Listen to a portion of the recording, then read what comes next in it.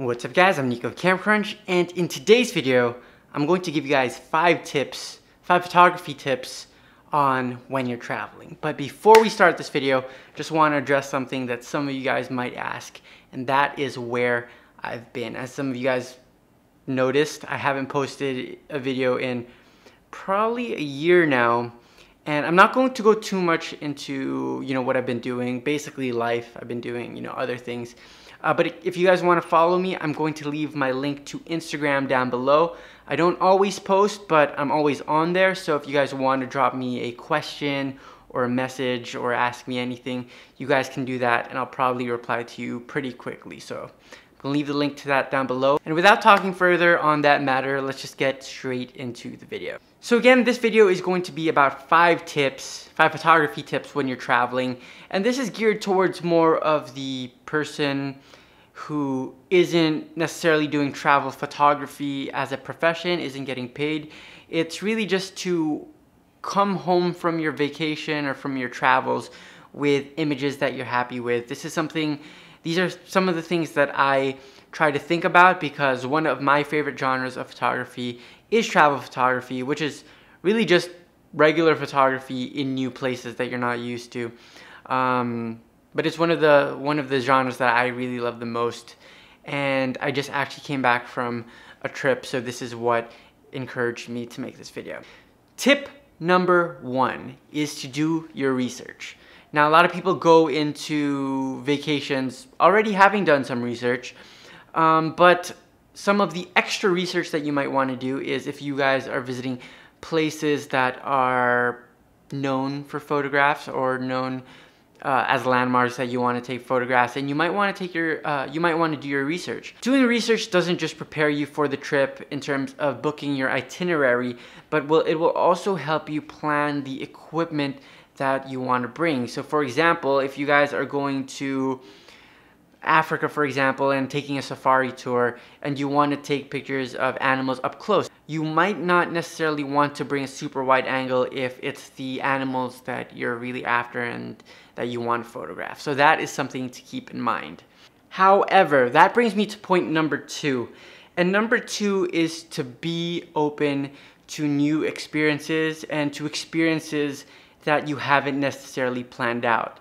Now, some people are going to find this easier than others. Some people are a little bit more spontaneous. Some people like sticking to a schedule. But when you're traveling to a new place, you don't want to be limited to just what you've planned, because that might make you miss out on a few opportunities, a few experiences, a few photos that you might have captured otherwise. So if you guys are going on a tour, for example, and you have this big landmark that you want to capture, you might be so zone focused on capturing that landmark that you might miss something right beside you that looks spectacular, even better. Being open also helps you in the chance that something doesn't go according to plan. For example, if you are planning to go somewhere and it ends up raining, some of you guys might want to stay home instead and maybe just go to that place the next day, which is all fine, but you could do something with this opportunity. You might want to go somewhere else that has better covering, something like that, and that might lead to taking really, really nice photos, even though things didn't go according to plan. So that's a very important tip. Always be open. You really don't know what you're going to get until you go to the place itself, regardless of how much research you do. So research to a certain extent, but keep yourself open to experience new things. The next tip sort of relates to the first 2 tips that I've given, and that is to capture the new place that you're visiting through your own eyes. It's very tempting to capture some of, special landmarks of a new place the same way that everyone else does, the same way you see in postcards, the same way you see in magazines and videos and that sort of stuff.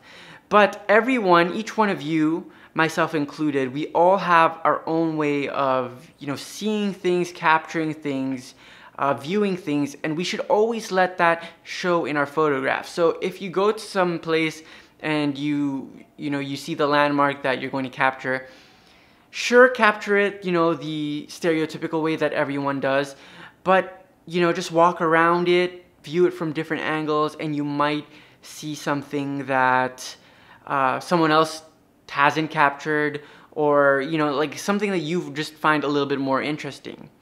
And my example of this is that when I travel, I always really just carry a 24mm lens, regardless of where I'm going. Of course, I'll make some exceptions where I might bring a 35 and a 50 along with me, something like that. But typically, I choose to shoot the wide angle. Now, for most things, this wide angle is amazing. It captures a lot in the scene. You know, you can get your landscapes, your cityscapes, that sort of stuff. But I also use it to capture people. So this 24mm, since it's a little bit wider, it forces me to go up closer to people.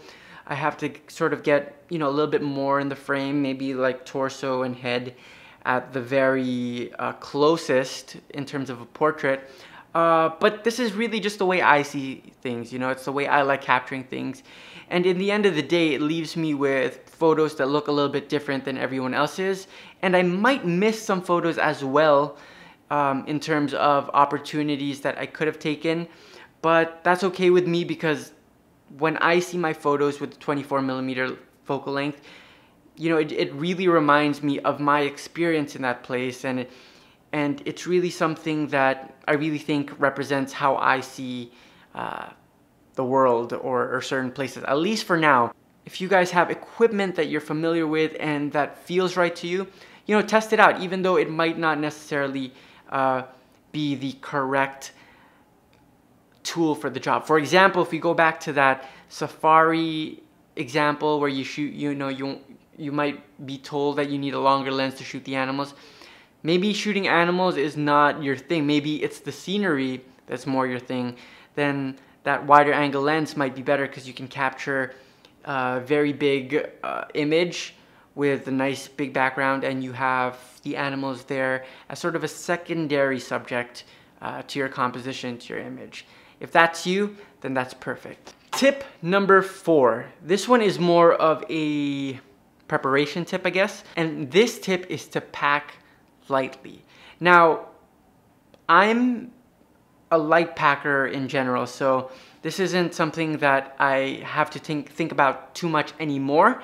But when I first started off, and when I was really excited about, you know, my new camera, new lenses, and that sort of thing, it was always sort of my first instinct to pack everything. You know, pack all my lenses, even pack my flashes when I probably wasn't going to use it, just because, you know, there might be that situation where I might use it. I packed all sorts of things, and that left me with a very, very heavy camera bag that I lugged everywhere with me.